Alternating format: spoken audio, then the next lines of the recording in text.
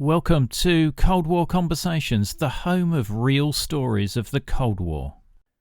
The door clicked shut behind him with a finality that Oleg Gordievsky would never forget. He stood for a moment in the narrow hallway of his Moscow flat, staring at the deadbolt. It had been locked when he arrived. He never used the deadbolt. It was the smallest thing, a simple twist of metal, but not in the life of a spy. Such details screamed louder than sirens. This is Cold War Conversations. If you're new here, you've come to the right place to listen to Cold War history. Please make sure you follow us in your podcast app so you don't miss future episodes. He was a KGB colonel, a double agent, and the most valuable spy Britain ever had. Born into a KGB family in Moscow, Oleg Gordievsky's journey takes us from the waning days of Stalin to his disillusionment with the Soviet system and his defection to MI6. For more than a decade, he lived a secret life at the heart of Soviet intelligence, all the while feeding classified information to London. From within the KGB's London station, he exposed espionage operations, influenced diplomacy at the highest level, and warned of dangerous Soviet paranoia at the height of nuclear tensions. I'm delighted to share with you Codename Sunbeam, MI6's greatest Cold War spy. Part 1. Born into Silence. It's Moscow, 1938. Somewhere across the city, the secret police are knocking on doors. But not here. Not at Anton Gordievsky's address. He was already inside the machine. And now, inside a cramped Moscow apartment, his son had just been born. Oleg Vladimirovich Gordievsky entered the world on the 10th of October 1938, in the waning days of Stalin's Great Terror. Outside, mass arrests and executions continued. Inside, the silence was generational. Taught by fear, perfected by routine, his father Anton, a loyal officer in the OGPU, the precursor to the NKVD and later the KGB, had helped enforce the state's collectivization policies in the 1920s. He believed in Marxism as scripture, and Stalin as its prophet. His wife Olga did not. Her father's watermill had been seized. Her brother had spent a decade in a gulag for criticizing collectivization. She had learned early what the state did to dissent, and so she played the role expected of her, the dutiful KGB wife. Their children, Marina, Vasily and Oleg, grew up fluent in the Soviet language of silence. Oleg's early life was by Soviet standards comfortable. His father's position afforded them a better apartment, access to food and educational privileges. Oleg excelled in school, particularly in history and languages. At the age of 6, he discovered British Ally, a cultural pamphlet from the British Embassy printed in Russian. It was propaganda, yes, but it spoke with a different rhythm, a freer cadence, a world not bound by slogans and surveillance. He joined the Komsomol, the Young Communist League, and quickly rose to a leadership role, but his mind wandered beyond Soviet borders. In 1956, Soviet leader Nikita Khrushchev denounced Stalin's crimes, and a brief period of liberalization followed with relaxed censorship and the release of political prisoners. The same year, Oleg enrolled in the elite Moscow State Institute of International Relations, where he studied German, law, history and military affairs. He became close to a Czechoslovak student, Stanislav Kaplan, who was liberal-minded and held strong sceptical views about communism. The limits of liberalization were starkly highlighted when in October of 1956 Soviet tanks entered Hungary to suppress a rebellion against Soviet rule. By 1961, with the Cold War deepening, the KGB quietly recruited Oleg. Aided by his older brother Vasily, an illegal spy trained to operate without diplomatic cover, Oleg's first work experience assignment was as a translator in East Berlin, and the day after he arrived, the Berlin Wall went up, sealing the city in concrete. The wall marked a turning point. Overnight, families were divided. Streets became barricades. Guards stood at every intersection. As a translator at the Soviet embassy, Oleg watched the fear, the desperation, the barricading of ideas, and knew the system he served feared its own people. He joined the KGB officially in 1962, still clinging to the hope that the Soviet project would be reformed. But the events of the coming decade, especially what happened in Czechoslovakia, would silence that hope completely. Oleg was keen to work abroad, but he knew that the KGB never sent unmarried men to the West. Yelena Akopan was training to be a German teacher and keen to work abroad like Oleg. They quickly got engaged and then married.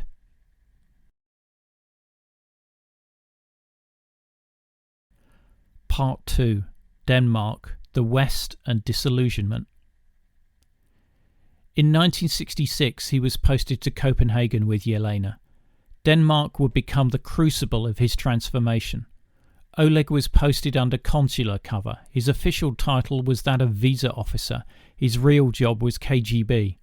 He managed undercover agents and scanned Danish society for vulnerabilities, officials, students, journalists, anyone who might be turned. The bookshops, the open conversations, the freedom to protest. It wasn't utopia, but it was real. Then in 1968, the Soviet Union crushed the Prague Spring. Reformist communist leader Alexander Dubček had tried to create socialism with a human face. But Moscow's tanks erased the dream in 6 days. Oleg cursed the Soviet Union over the phone to his wife, knowing full well the Danes were likely listening through bugs in the apartment. In the torrent of recordings Danish intelligence were processing, they missed it. However, Gordievsky was already on their radar, having seen him buy a gay magazine whilst out shopping and saw the potential blackmail opportunity. Little did they know he'd bought it to show his wife the level of sexual freedom in Denmark.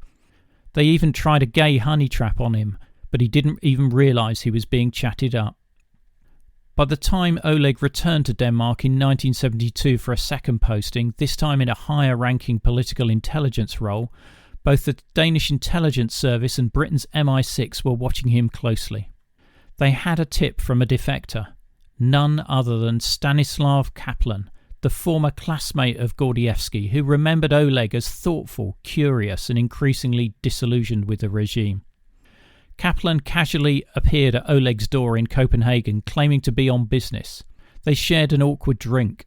Later, Kaplan reported back to Danish intelligence and MI6, "He's a possibility."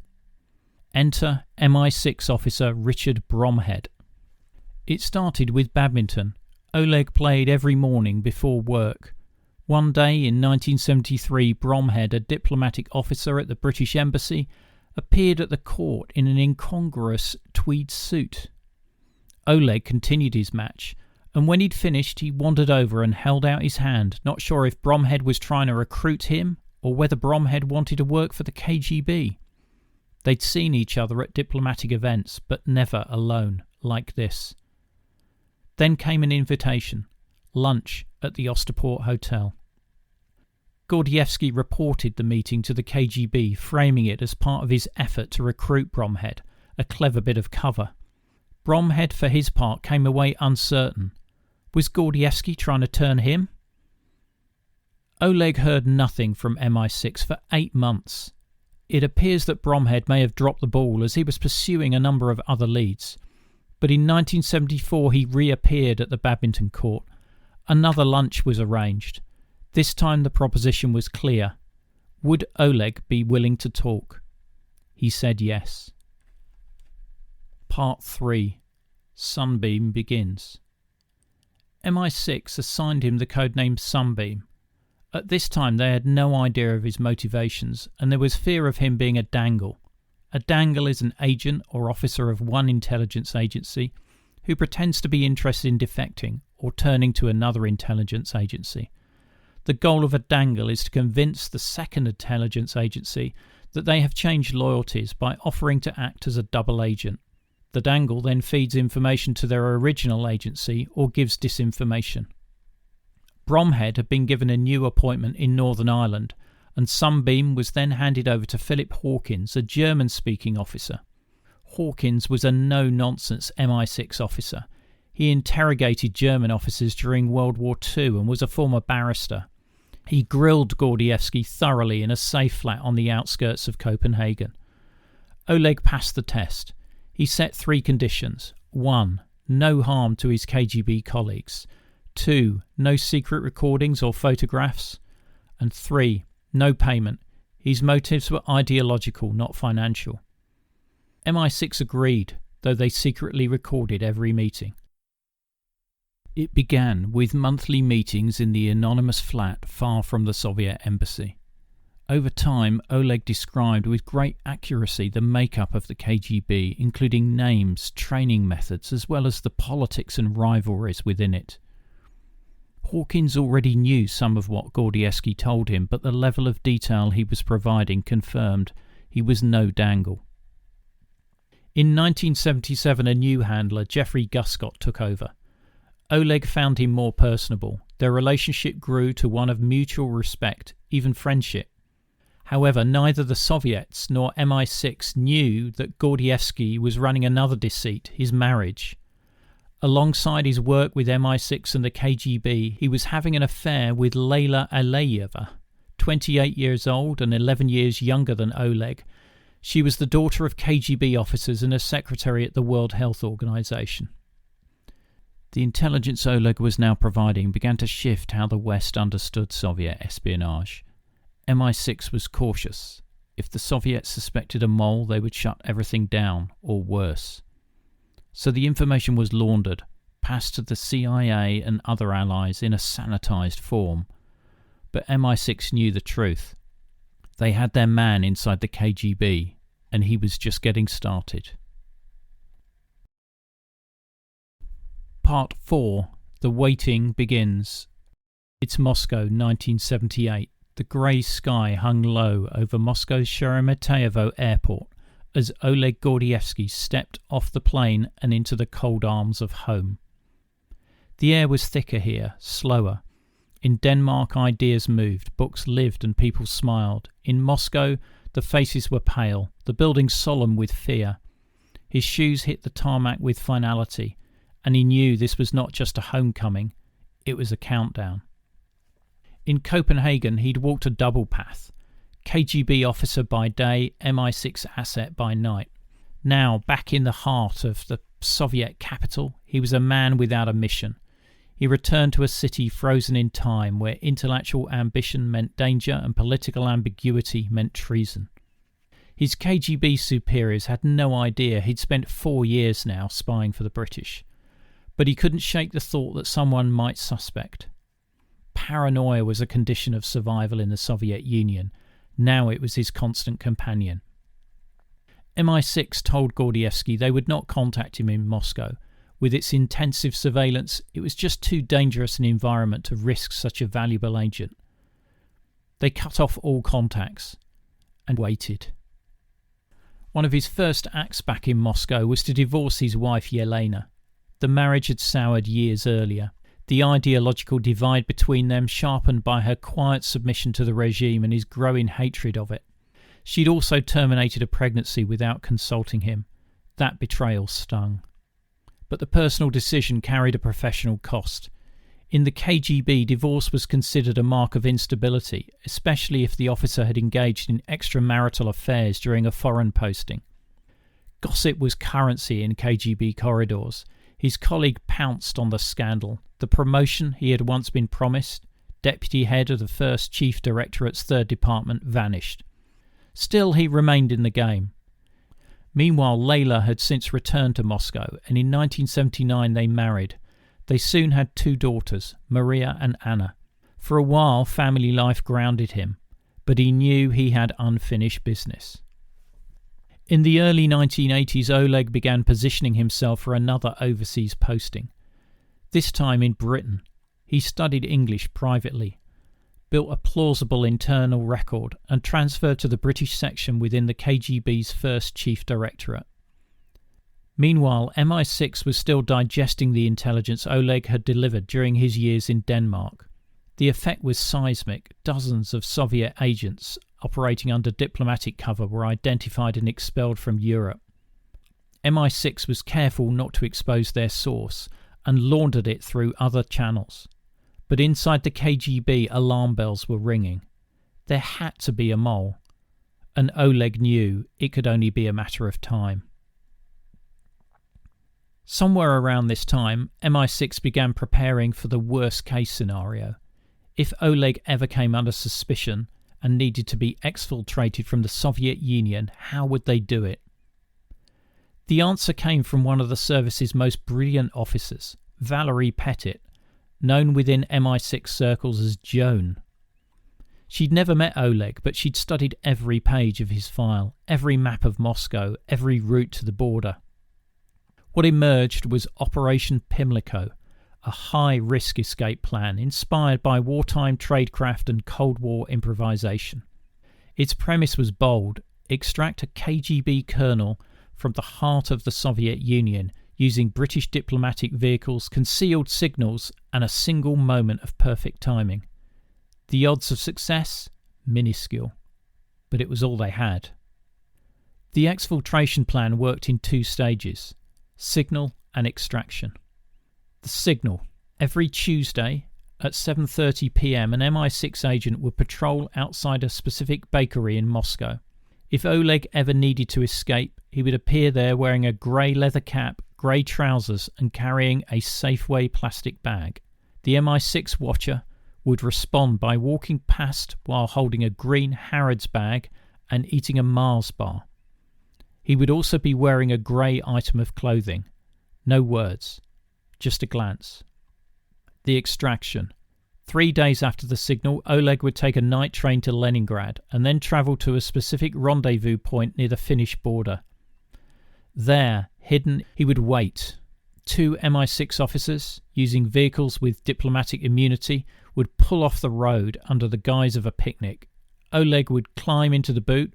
Covered in a mylar space blanket to hide his heat signature, he would be driven across the border into Finland. It was a plan so improbable it might just work. But first, Oleg needed a posting to Britain. In 1981, that break came. A senior position opened up at the Soviet embassy in London. Enough time had passed since his divorce. His new family appeared stable, his internal record was clean, and crucially his ideological disillusionment remained undetected. The KGB approved the transfer. However, the wheels of Moscow's KGB bureaucracy moved slowly, and in the weeks he waited, he was assigned a desk in room 635 of the political section of the British department. In 3 metal cupboards were the records of those who the KGB considered agents, potential agents, or secret contacts. Gordievsky diligently worked through the files, and at one point was accused of swatting. It appeared to his colleagues that he was thoroughly researching for his new role, but as they were to learn later, he was secretly obtaining the deepest secrets of the KGB for his new friends in London.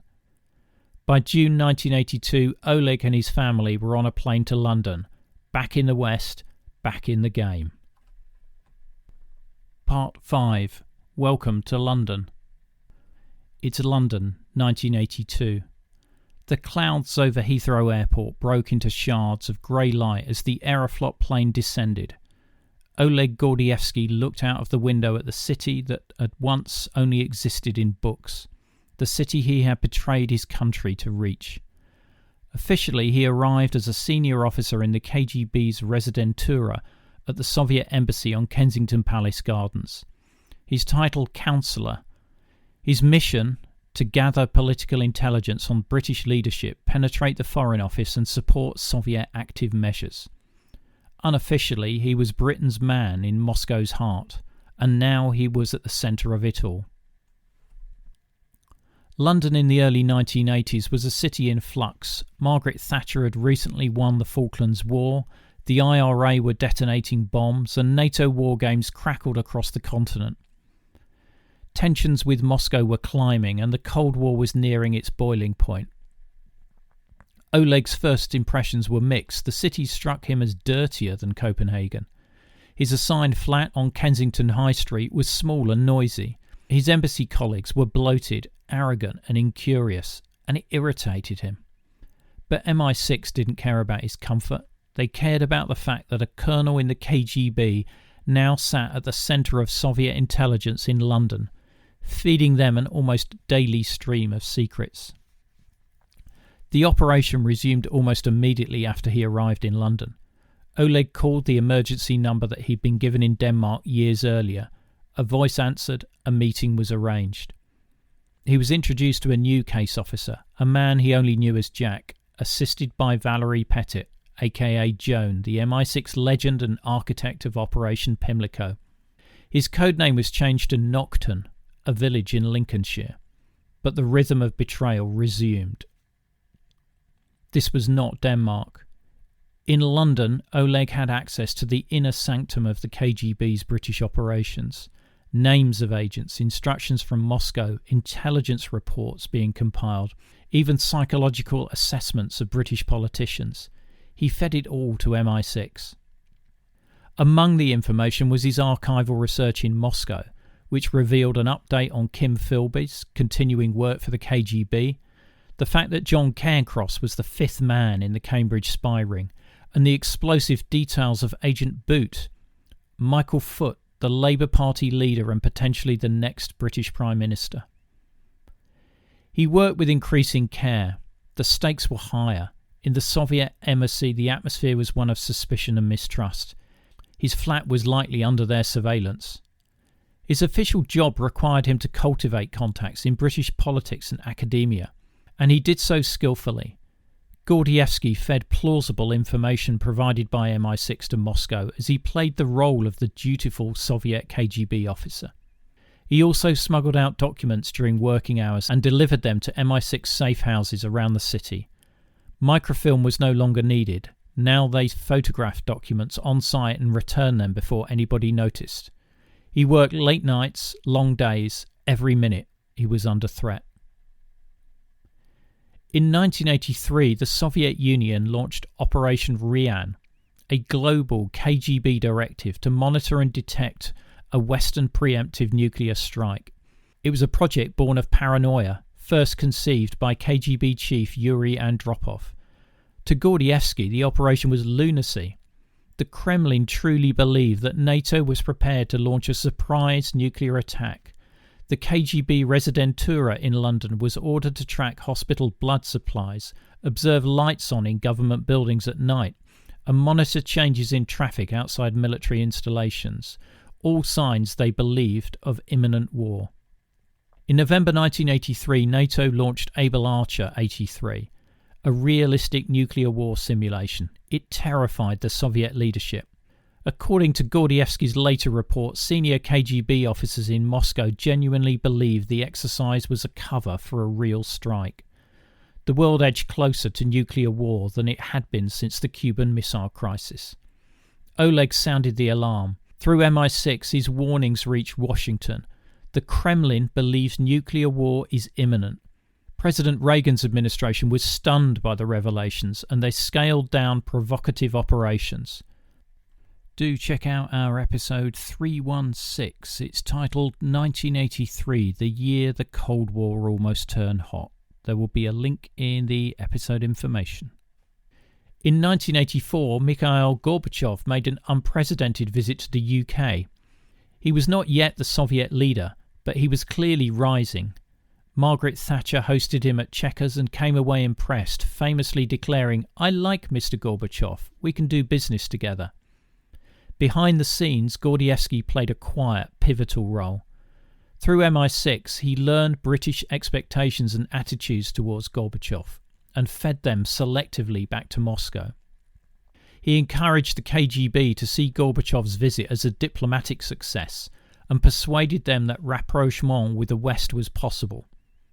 When Gorbachev ascended to power in March 1985, his view of the UK and of Thatcher had been shaped in part by Oleg Gordievsky. Success in his KGB work in Britain resulted in a promotion aided by MI6. His immediate boss, Igor Titov, was declared persona non grata by the British government and ordered to leave the country immediately. With Titov gone, Gordievsky was in prime position to become the head of political intelligence and lieutenant colonel in the KGB. In his new role, he confirmed what MI6 suspected, that Soviet penetration of the British establishment was virtually non-existent. Part 6. The Knives in the Dark. December 1982, London. In the dark chill of a winter evening, an envelope slid through a Hampstead letterbox. Inside was treason, raw, unfiltered and stamped top secret. Dozens of pages taken from the heart of British counterintelligence have been folded, wrapped and hand-delivered, not to the British government, but to General Arkady Guk, the head of the KGB in London. The man who delivered them was not Russian. He was Michael John Bettany, a junior officer in Britain's MI5. Bettany worked in the counter-espionage branch of the security intelligence services known as MI5. He received a final warning at work following a criminal conviction for fare dodging and an arrest for being drunk in the street. He knew that other misdemeanours would be discovered at his next routine security screening. In December 1982, he took a large number of secret documents home with him from the office before trying to hand over highlights to the KGB's London resident or head of KGB station, General Arkady Guk.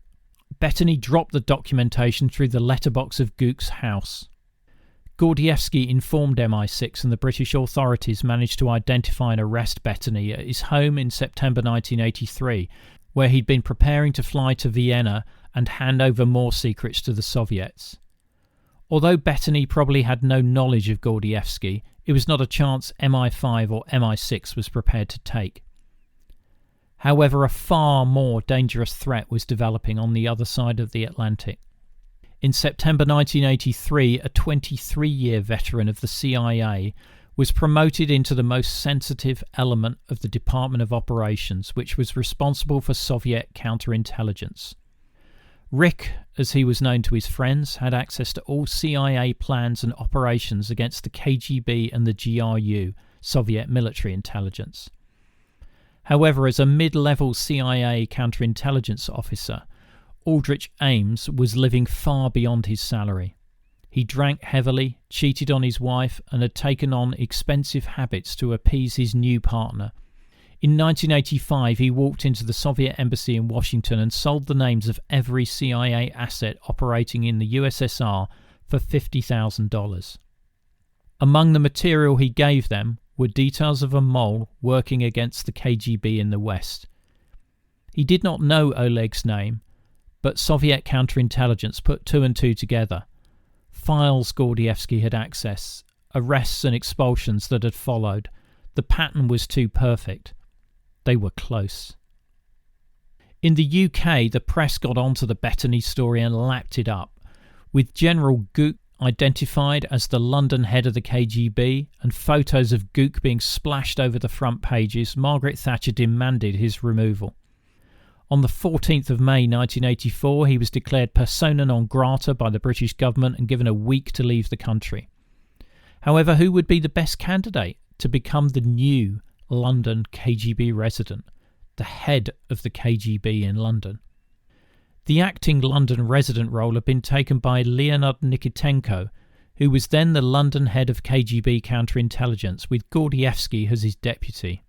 The two were in a direct battle for the permanent London resident role, and Gordievsky's work on the Gorbachev visit had put him in a strong position with Moscow. During the Gorbachev visit, Nikitenko had asked his deputy to visit his office. On his desk he held the briefing documents Oleg had put together.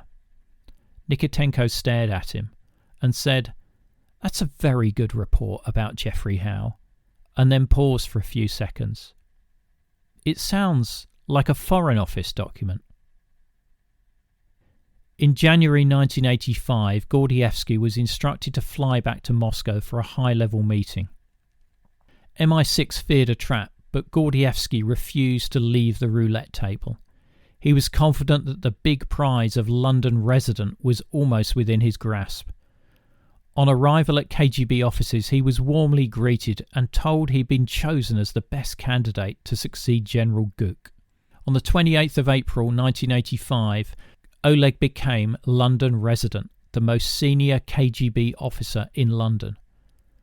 According to protocol, The outgoing resident left a locked briefcase with the most important papers. MI6 was expecting an intelligence bonanza. However, Nikitenko's case only contained photocopies of 2 of Bettany's letters to General Guk. Was it a joke or a sign of something more ominous? 2 weeks later, on the 16th of May 1985, a telegram arrived at the Soviet embassy in London. Comrade Gordievsky is instructed to return to Moscow to confirm his appointment as resident. He read it once, then again. The room blurred. This was not protocol. Appointments were formalised in London, not Moscow. The process had already been approved. There was no reason to return unless something was wrong. He knew what this was. A trap. His MI6 officers advised defection, but he refused. His logic was brutal and precise. If they haven't arrested me, I may still have a chance to survive. And if I return and survive, I become the first KGB resident in London who reports to MI6. He kissed his daughters, hugged his wife, and flew back to Moscow. Into the storm. Part 7. Under Surveillance. It's Moscow, 1985.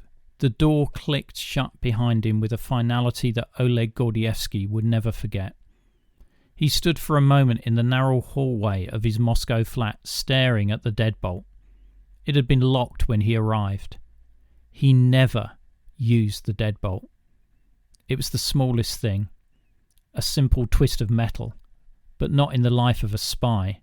Such details screamed louder than sirens. He scanned the room. They'd been good. Nothing had been disturbed. And the book of Shakespeare's sonnets, with his escape instructions hidden in the back cover, was still there. His formal recall to Moscow had been framed as routine, a procedural step to finalise his appointment as KGB resident in London, a prestigious promotion. But the charade fell apart the moment he stepped off the plane. There was no ceremony, no warm welcome, just a silent driver, a long ride, and a deepening dread. At first, nothing happened. He reported to headquarters, attended bland meetings, filed reports. But the silence was weaponized. Oleg's instinct, sharpened by years of deception, sensed the shift. Whispers in the corridor, doors closing abruptly, the absence of paperwork, the presence of stairs. Then came the invitation, seemingly innocuous. A weekend at his superior Nikolai Gribin's dacha. Oleg declined. A second invitation followed. This time to a special meeting outside KGB headquarters, supposedly to discuss British operations. But he knew this was it, the moment of reckoning. But still he went. The room was sparsely but elegantly furnished.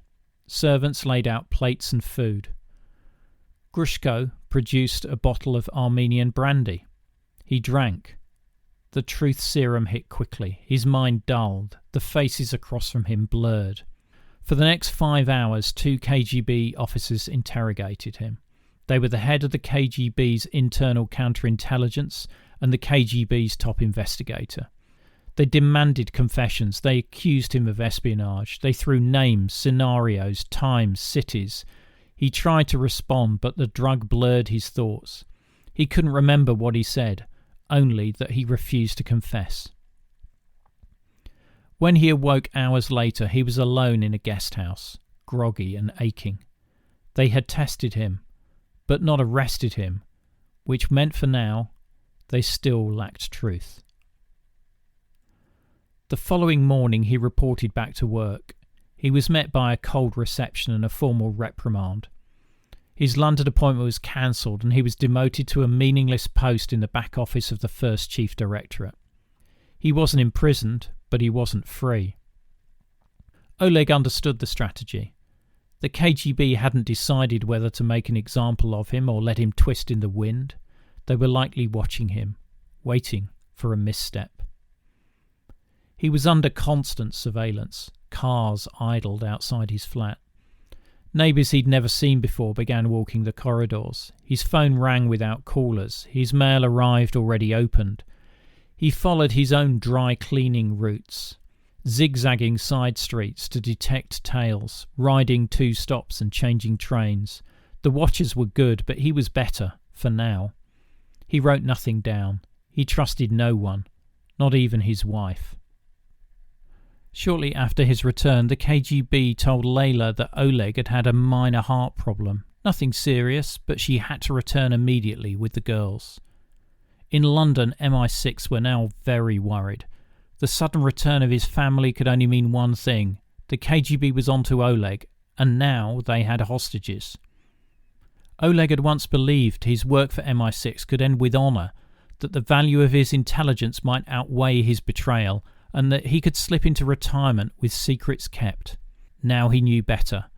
This would end with a bullet or a prison cell, unless he ran. Part 8. Activating Operation Pimlo.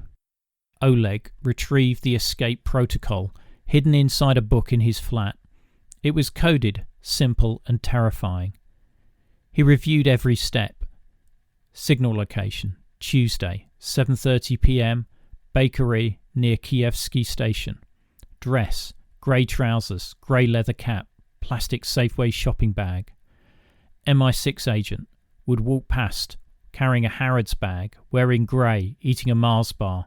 No contact, just eye contact. 3 days later, overnight train to Leningrad, rendezvous on a forest road near the Finnish border. The plan had never been tested, it had never been used, but it was the only option. On the evening of Tuesday, July the 16th, 1985, Oleg dressed carefully.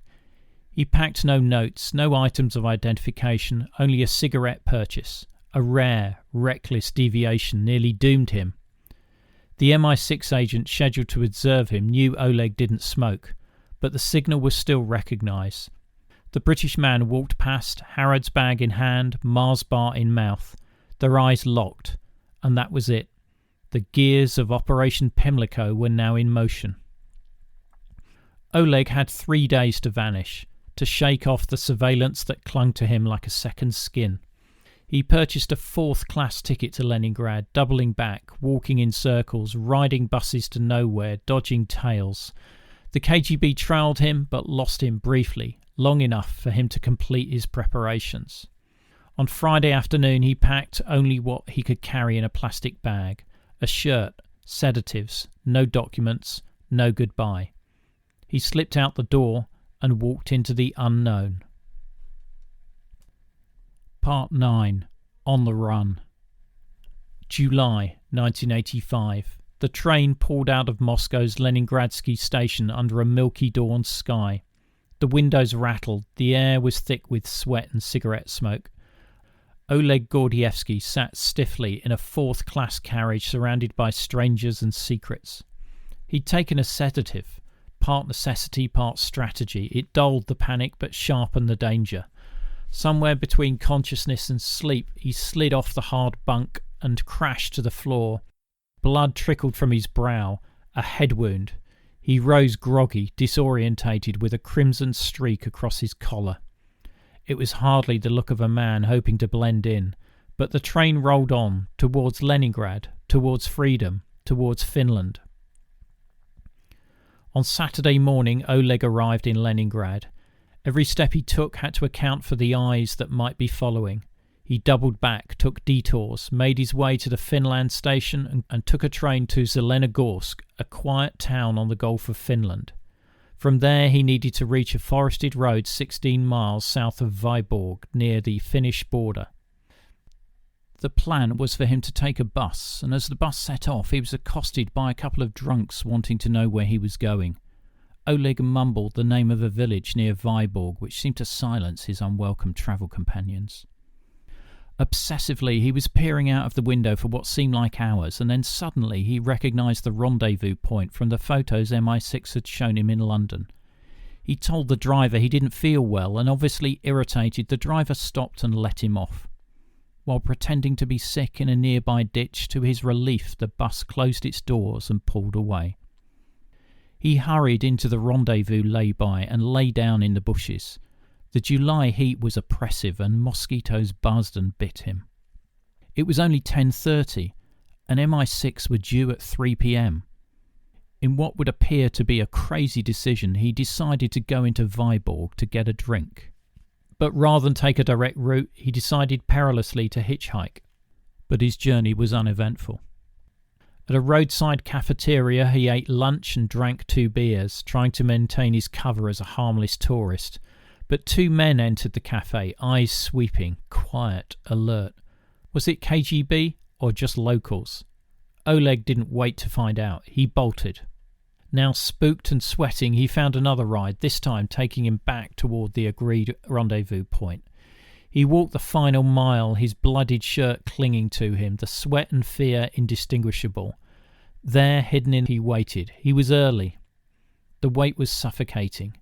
Each hour passed like a trial. Insects gnawed him. Cars rumbled distantly. What if MI6 had been followed? What if they didn't come? Then, around 3 p.m, he saw them. 2 cars, diplomatically plated, shooting from the road into the lay-by, coming to a screeching halt. It was them.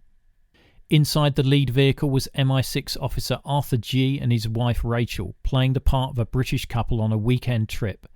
Behind them were Roy and Caroline Ascot, also MI6, with their 15-month-old daughter in tow. The cover story was perfect. Rachel had feigned a serious back injury earlier in the week, prompting the need for medical treatment in Finland. The infant served as both camouflage and inadvertently as a biological weapon. The plan was simple. They pulled off the road, opened the boot. Oleg emerged from the trees like a man escaping a dream. Words were spoken. He climbed in, lay flat. A space blanket was pulled over him to obscure his heat signature from border sensors. Then they shut the lid. It had taken 80 seconds. The journey to the border was a blur of checkpoints and silent panic. At the second-to-last Soviet checkpoint, disaster nearly struck. Sniffer dogs were brought to inspect the vehicles. The dogs circled. One became restless.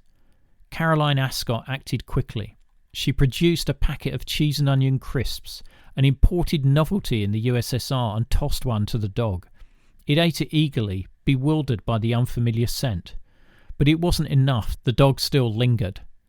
Then Caroline changed her daughter's nappy. The soiled nappy was then accidentally dropped on the road near the vehicle. The smell drove the dog away. At the final Soviet checkpoint, passports were examined. The guards looked bored. The diplomatic plates worked their magic. Then the car moved off, and to Gordievsky the road seemed smoother. He heard classical music blaring from inside the car. It was Sibelius's Finlandia. They had crossed into Finland, and with it, freedom. They pulled off the road a couple of miles past the final control post. The boot opened. Oleg Gordievsky blinked against the northern sun. His shirt was soaked, his hands shaking, his mind still lodged in survival mode. But he was out. He was alive. He wept quietly, thinking about his family as the cars rolled towards Helsinki. That night, in a safe house, he drank wine, ate a Western meal, and slept in a clean bed. He had escaped the most powerful security apparatus in the world from inside its capital. However, the price was steep. He had left Layla and their daughters behind. Contact was impossible, reunification uncertain. But MI6 was triumphant. No operation in the Cold War rivaled what they had just pulled off. A KGB colonel, a man being groomed to run Soviet espionage in Britain, had slipped through the Iron Curtain into their hands. Gordievsky's years of silence were over. Now he would speak, and the KGB would never recover. Part 10. Exile and Aftermath. He was safe, but he was not free. For Oleg Gordievsky, exile in Britain was not the end of his story, only the beginning of a new, lonelier war. He had escaped the claws of the KGB, but at a price that was almost too great to bear. His wife Layla and their 2 young daughters, Maria and Anna, were still trapped inside the Soviet Union. In the days following his exfiltration, Gordievsky was driven into northern Finland, across the border into NATO ally Norway, a scheduled flight to Oslo, and then across to the UK as Danish citizen Mr. Hansen. MI6 officers met him with champagne and congratulations. He had survived one of the most daring escapes in intelligence history. But his heart was still in Moscow, desperately anxious about the fate of his family. Back in Britain, Gordievsky was housed under tight security. His location was a state secret. They knew what Moscow was capable of. He had been inside the machine, and now he was its enemy. In public, Britain's government honoured him with quiet gratitude. Behind closed doors, he was debriefed exhaustively. The intelligence he had stored was staggering. But Gordievsky wasn't just a source, he was now a strategic advisor. MI6 used him to restructure their counterintelligence strategy. He warned of KGB disinformation campaigns, active measures, and Soviet use of diplomatic cover for illegal agents. He was consulted by Margaret Thatcher's government and later Ronald Reagan's White House. Few knew it, but this former KGB colonel helped reshape the Western approach to the Cold War. Yet he remained a prisoner of his own past. His wife and children were still hostages. After the escape, the KGB did not retaliate openly, but they made it clear Layla and the girls would not leave the Soviet Union. No official charges were filed, no open threats made, but every attempt at contact was blocked. MI6 explored diplomatic pressure. British officials raised the issue through back channels, attempting to appeal to the new Soviet leadership under Mikhail Gorbachev. For years nothing happened. Oleg waited and worried. And then as the Cold War thawed, a window opened. In 1991, amid the crumbling architecture of the Soviet Empire, the unthinkable happened. Layla and the girls were granted exit visas. They boarded a flight to London and stepped into a new world, a world Oleg had lived in for 6 years without them. The reunion was not cinematic, no rushing embraces or swelling music. It was quiet, awkward. Wounds had been left untended.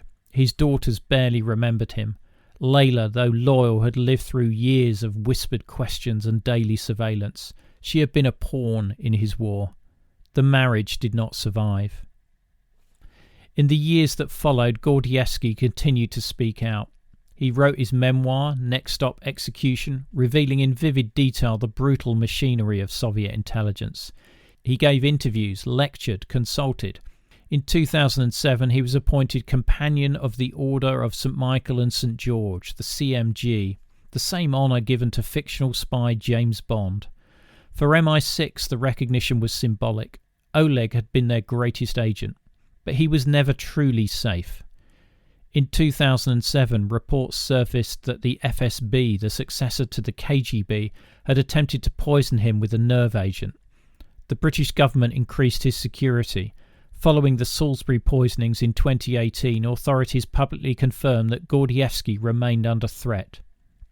He died at his home in Surrey on the 4th of March 2025 at the age of 86. As the Cold War drew to a close, Gordievsky's impact became unmistakable. His warnings about Soviet paranoia during Operation Rian prevented NATO from inadvertently triggering a nuclear war during Able Archer 83. His influence on Gorbachev's visit to Britain helped convince the future Soviet leader that the West could be negotiated with, a key factor in arms control and thawed relations.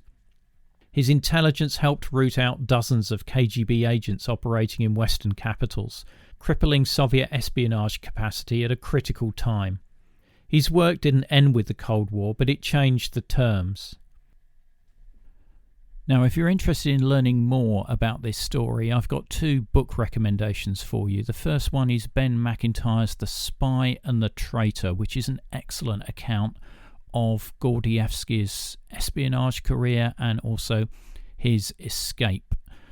The other book is called Next Stop Execution, the autobiography of Oleg Gordievsky. Now that's a bit of a drier read, but it's got some interesting insight because it's obviously been written by the man himself. I will provide links in the episode information to both of those for you. The episode extras such as videos, photos and other content are available via a link in the episode information. The podcast wouldn't exist without the generous efforts of our financial supporters, and I'd like to thank one and all of them for keeping the podcast on the road. The Cold War conversation continues in our Facebook discussion group. Just search for Cold War Conversations in Facebook. Thanks very much for listening and look forward to seeing you next week.